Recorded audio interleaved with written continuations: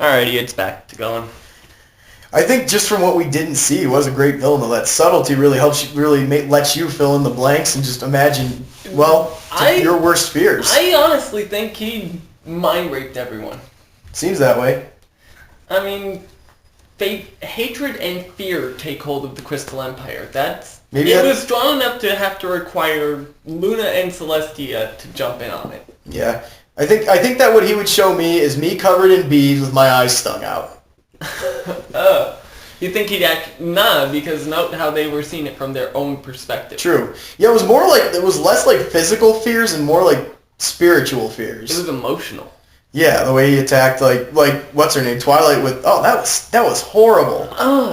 That was almost as bad as what in the wedding episode when she's like, "You have a lot to think about." That was only worse because it was real. Well, if you really think of it, this could have easily just as well have been real. For her, through her perspective.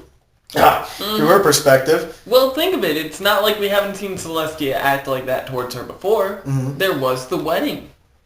Well, to be a good teacher, you got to be tough sometimes. Mm-hmm. Really tough. Actually, she didn't do anything that tough. It's just that we knew how Twilight took it. Yeah. Because all she said was, "You have a lot to think about," but... Ugh. Anyway, though, I like this. I enjoyed this villain. It wasn't like she necessarily failed. It's just she kind of proved herself to be... incompetent, stupid, dumb, fat, ugly. Even though she was right. Yeah. Well, see, that's the thing. Celestia was stupid there.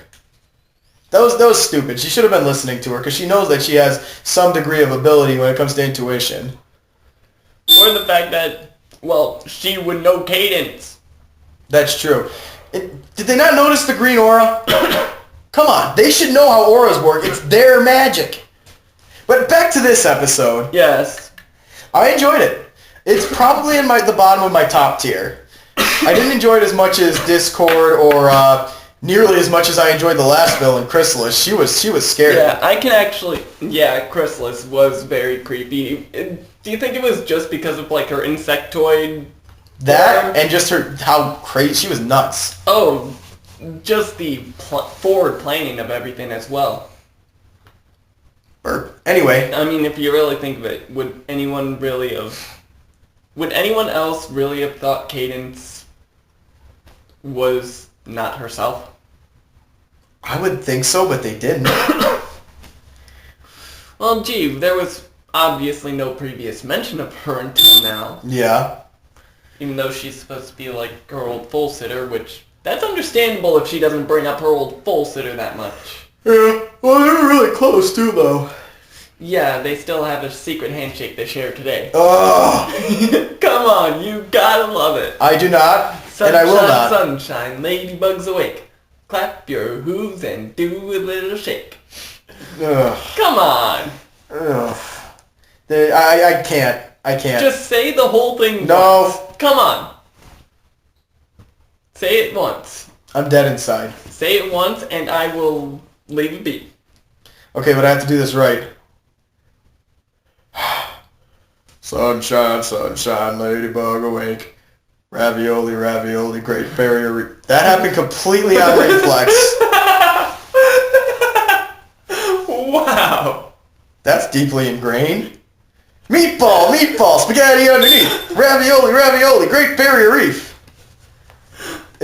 Why is that so ingrained? I think I repeated that a lot as a kid.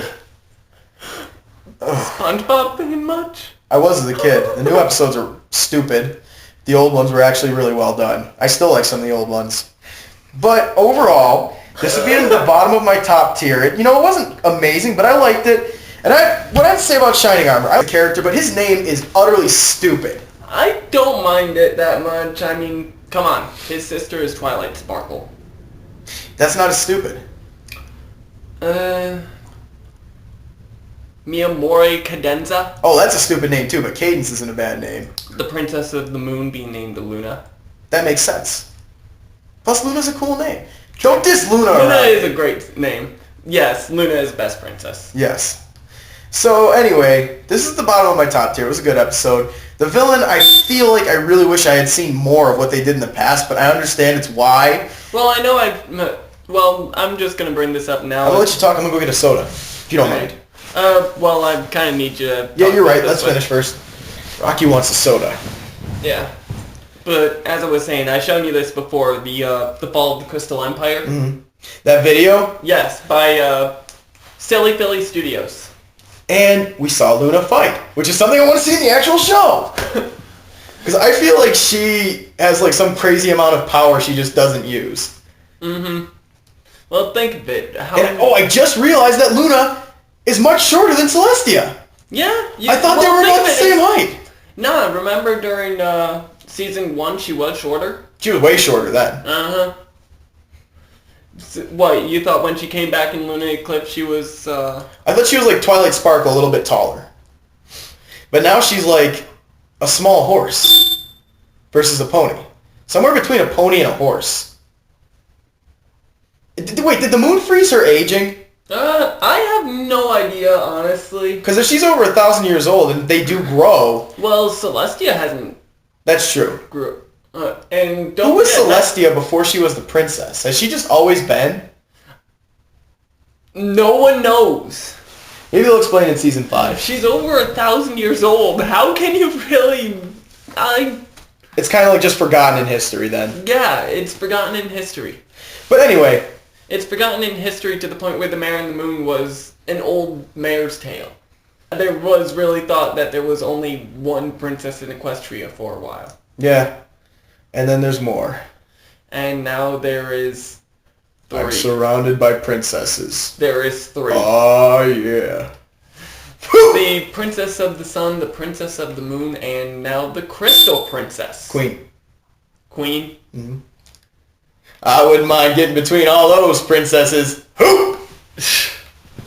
But anyway, yeah, he was a good villain, but I just wish... I know we saw more of him in the fanon, which is a word I just learned today that I thought I had made up. Fanon, if you can dig it. Nah, that's a pretty common tossed around term. But I feel like that's almost canon, because they go so well to not clash with the story with some of these. Right? I consider it canon myself. But, anyway, back to this episode. I mean, they don't really show you much of the actual fall of Sombra. Well, his primary... Oh, here's something we can bring up now. Sombra's defeat. Kind of silly. Kind of silly? No! What about the fact that they blew him the fuck up? Well, he's made of shadow, so technically you can't really blow him apart. No, you see pieces of him. That was awesome. No, I'm serious. Legitimate pieces of him are just flying back. And guts spewing everywhere. You see his horn fly away. Yeah, that's true. Horns are a dangerous thing. Used with caution. And always used safely. Hey. Anyway, back to this episode. Yes. I can't think of anything else to talk about. I think that's about it. Yeah? Well, that was King Sombra. That was the Crystal Empire, and... He's a real plot hole. Oh boy. Too many Pinkie Pies. I'm gonna need a drink. I'm gonna need a soda. I need alcohol. I need caffeine. Hey, I just realized there's apple ale in the fridge. Always, yes. I probably shouldn't drink anymore because I think I was interacting with my meds earlier. There's always that risk. Yeah. I mean, again, it's not like I won't have to crash. Yeah. Anyway, we'll see you guys at...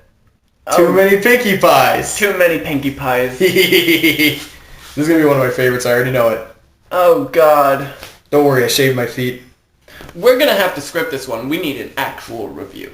Yeah. Well, that's not bad. Yes. See you then. Bye, everyone.